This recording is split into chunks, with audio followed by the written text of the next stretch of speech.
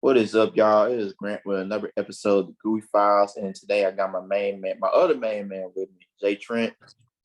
What's going on? And today we're going to be talking about, for album discussion number 3, we're going to be talking about the one, the only, the debut album from my favorite rap act ever, and I'm sure it's Jay's too. Absolutely. And that is the debut album known as Southernplayalisticadillacmuzik from OutKast. So the first thing I want to say is that outside of Illmatic, is this the most impressive debut album we see from a rapper at a young age besides Illmatic? Because how old were UGK when they made Riding Dirty? Riding Dirty was not their first album. That Super Tight? Or am I thinking something else? Actually, no. I want to say Riding Dirty was their third album.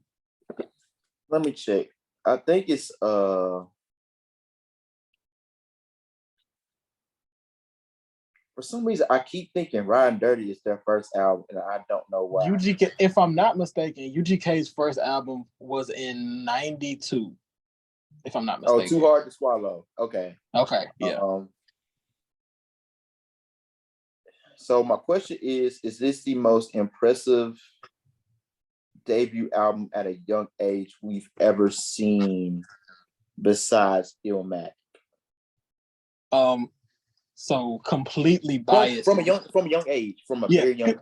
Completely biased response from me, but absolutely, like, it's for me, because I tend to rate this album higher than other people seem to when it comes to OutKast.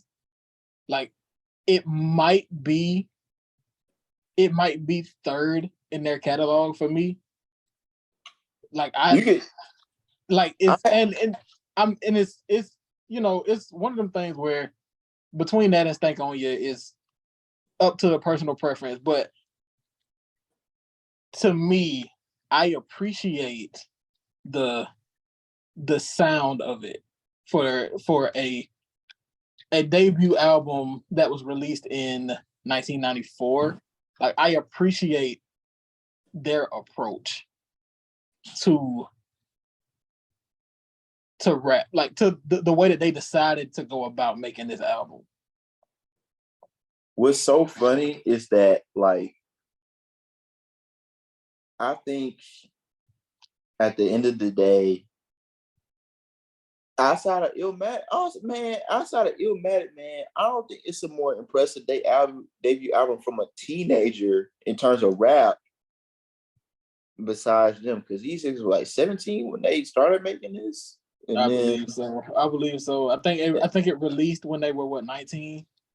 Yeah, like, so my thing is, like, I personally have this third on my OutKast list. But what I will say is that for this to be a debut album, like, you really couldn't tell unless you was like a hard, like, you really couldn't tell. What I mean by that is, like, how good this is. And you told me this is the only their third best shit, like, I would tell you this is like easily the best rap act ever. If this album was their third best, like, right. So starting off, like, I think OutKast, like, was really great at, like, the way they open albums and the way they close albums. And the reason why I said that is because on this album, you're opening the album with Ain't No Thing, and then closing the album with Deep, if I'm not mistaken. Then on the second album, you're opening with two boys in a Cadillac, and then ending it with was it either 13th Floor or Extraterrestrial? I'm not sure. It was I believe it was 13th Floor. Or 13th Floor. Equipment, it was Return of the G, and then ending it with Chunky Fire. And then so on and so forth. so the amount of like, I'll put it this way, like the amount of anthems, I'm not even say great songs. I want the amount of anthems we have, like cultural anthems that are on the album. It's like the craziest shit ever. Because you have the title track, Players Ball, and my personal favorite, Get Up, Get Out, and things of that nature on this. So in terms of early success and like just how well you, I don't think there's a skip on here. Well, I say I don't think there's a skip on here, but okay, so when you mentioned that you wanted to do a discussion on this album, I went back and listened to it again, front to back, and yeah, it's one of those listens where you can listen all the way through with no issue. Yeah, I agree. Like, I don't think I can't even say that for like, I definitely can't say that for Aquemini, and I think that's the best OutKast album. I definitely cannot say that for Aquemini. And we all know what the skip on that is, but I'll leave. Yeah, we don't have to get into it, but we know, but we know what the skip is. We know what the skip is. But like the thing about like Andre and Big is at this such age, it's like I still don't know too many rappers that had like the breath control and like what they wanted to do well, like already ironed out early so well.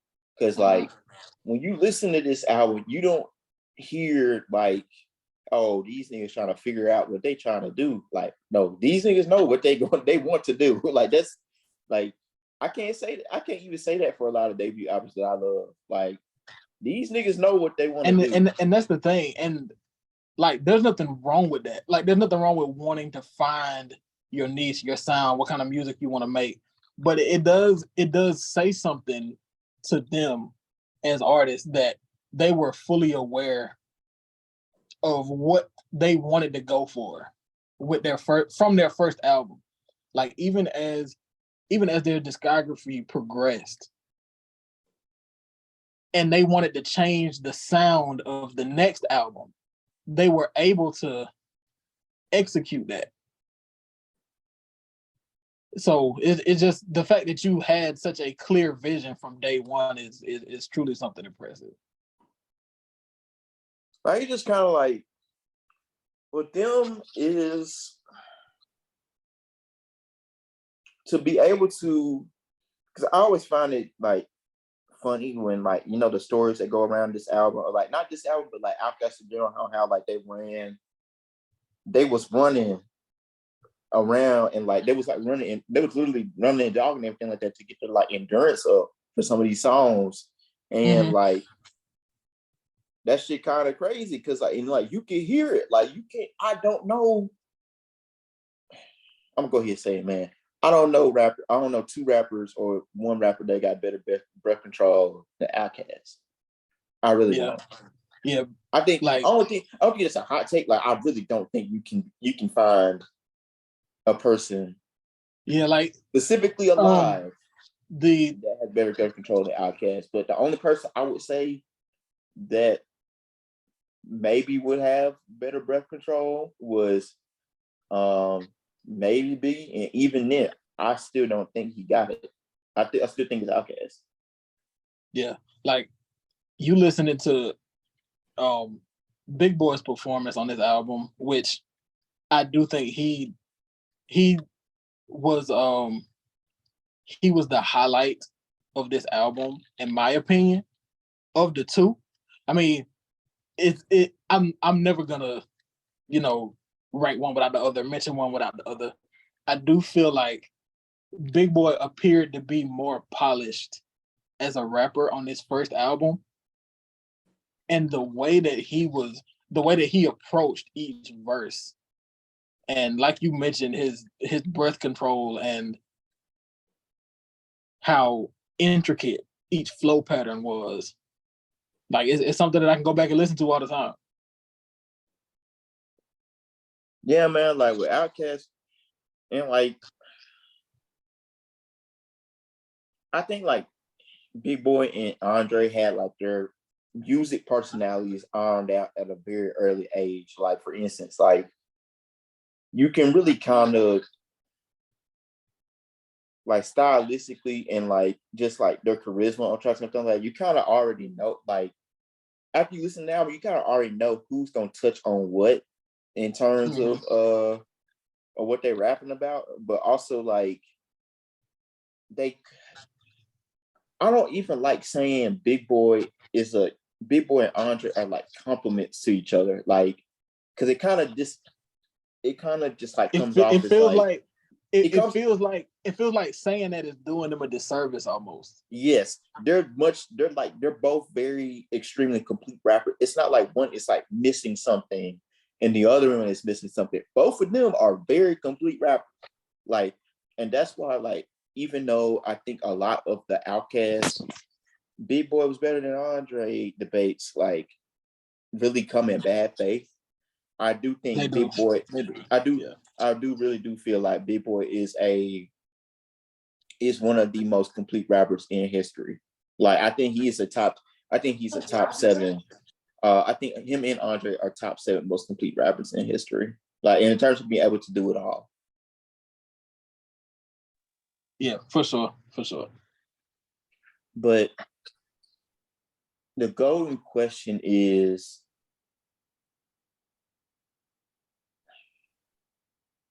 how many okay, we talk about classic albums a lot, of course, but how many surefire classic songs are on here? Like for instance, you could take I'll use this, I hate this, I don't want to use this metric like this, but if you were to if you were gathering songs for a verses or something like that, and you had to pick some songs off this album, how many songs could you pick off here?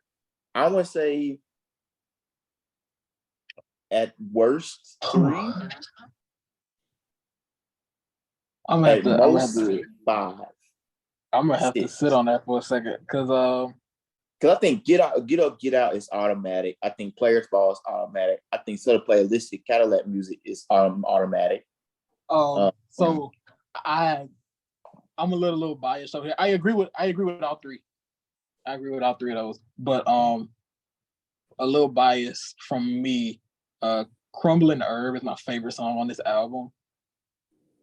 So I feel like that's one of them, like you know how in the versus setting is one of them where, you know, in them early rounds when you kind of test in the waters, I feel like that's one of the ones I play there because I love Crumbling Herb. Like the chorus, the instrumental, the way that both of them rapped on it, it was just that is a perfect song to me. The hook is so simple and it conveys the message so clearly. So that's if I agree with your 3, but if I had to throw in my number 4, that's what I'm going with. I'm going with Crumbling Herb. I feel like Crumbling Herb, and this is one thing I'll touch on about OutKast. Songwriting range is a very real thing, and I feel like my favorite rap artists of all time have that wide range and subject matter and able to like execute it well, and also like great songwriting. So to me, I'll say this: like songwriting and is important is 1,000% more important than lyricism. And the reason why I say that is because I feel like wordplay and like being clever is one thing, but also songwriting, it shows me like, hey, it's much bigger. Songwriting is something you can take and put it in anywhere on an album. Lyricism isn't like I'm trying to find the right words. Lyricism is more of a it's not as big of a tool as songwriting is. I feel like that if you get what I'm saying, like what you're talking. I feel like conceptually, lyricism casts a wide net because I think there's more to like. I feel like there's more to lyricism than punchlines, metaphors. Like that's lyricism, but being able to properly convey emotions through your raps, I feel like that's lyrical. So like if I feel every word that you're saying, you're a lyricist to me. So I feel like the idea of lyricism is better than what it's actually, and not better than actually, but I feel like the idea of lyricism is a much shorter net than what it actually is or should be. Like, for instance, when I call like Lupe like the greatest lyricist ever, or something like that, or like when people call him the greatest lyricist ever, don't get me wrong, a lot of people are talking just words and like wordplay and how he uses them, everything like that. But I still think I feel like when people use that definition, it go by that definition, it undersells them because being a great rapper is much more than, like you said, it's much more than punchlines, metaphors, and everything like that. And the funny thing is about OutKast is like the amount of extremely hard bars and like stanzas and songs they have, they're not really dependent on metaphors and similes like that. Right. Yeah. That's what makes them so great.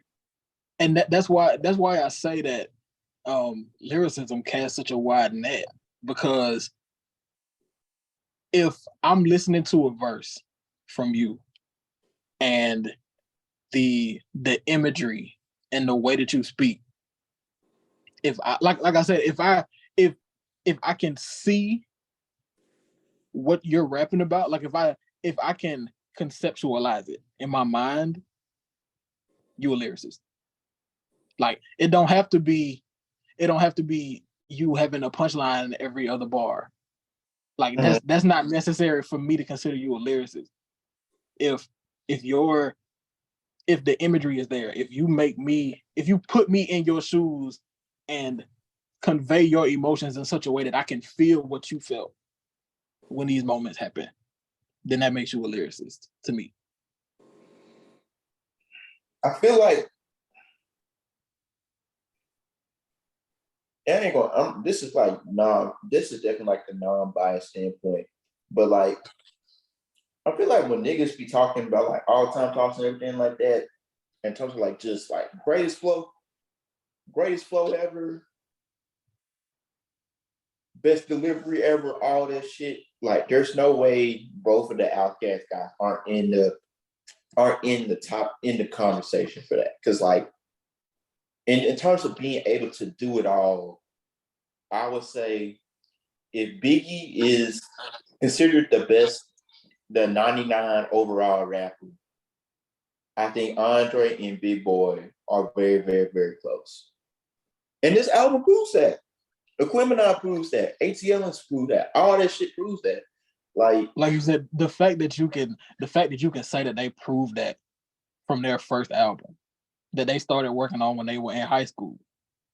Like, come on, man. Like what we doing? Like, cut it out, man. Like, it's like, what are we doing here, bro?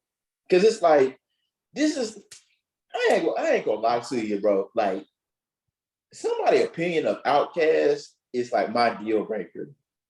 Like, real shit. I can't fuck with you if you don't like OutKast, man. If niggas having rap talks and you don't include OutKast, man, I can't rock with your opinions, man. That's just how it is. Like, it's like, that's the only, I'll let people have opinions on anybody else, but bro, like, them niggas, it's like, what the fuck are you talking about?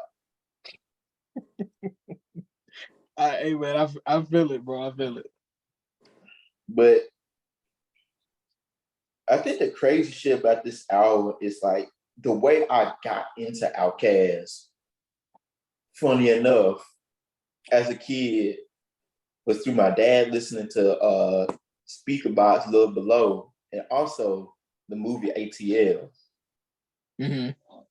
So like I heard Kryptonite on ATL, and then I heard "Get Up, Get Out." You know the scene where they're walking around and Right. like they're cleaning the office and everything like that.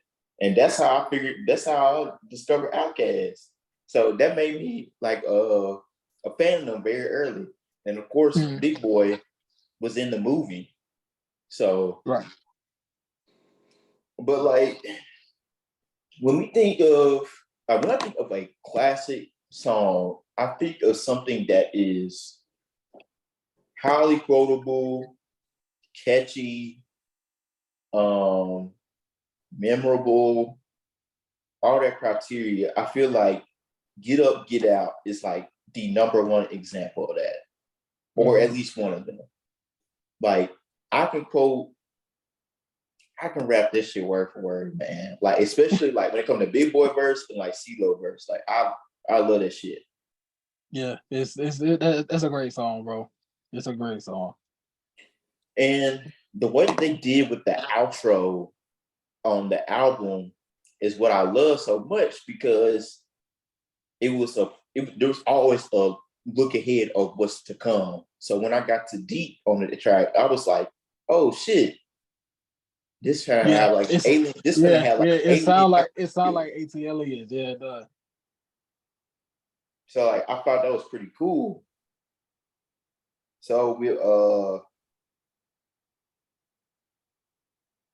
on one second.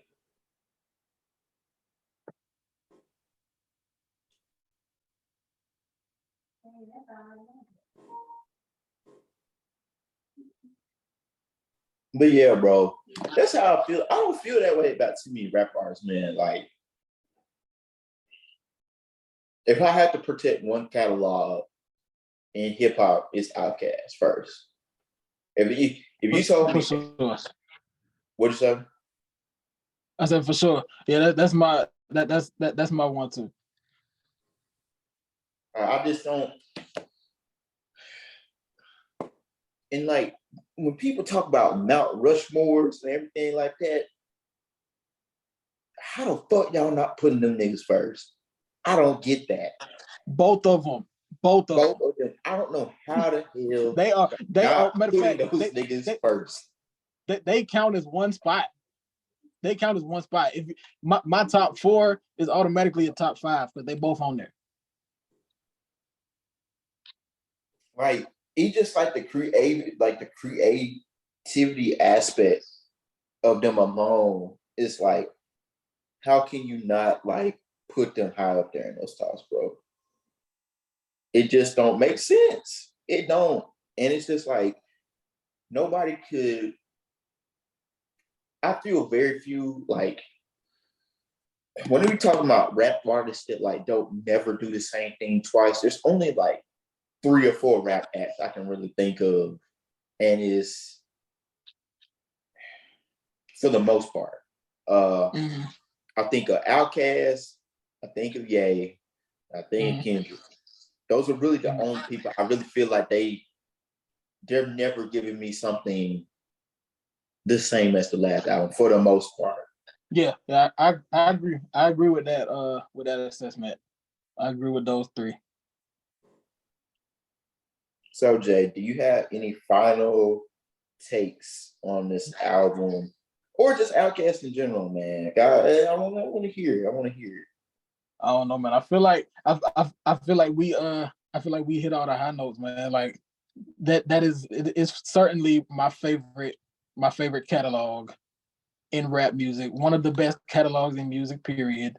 From any decade, any artist, any genre, any region, any arbitrary criteria you want to put on it,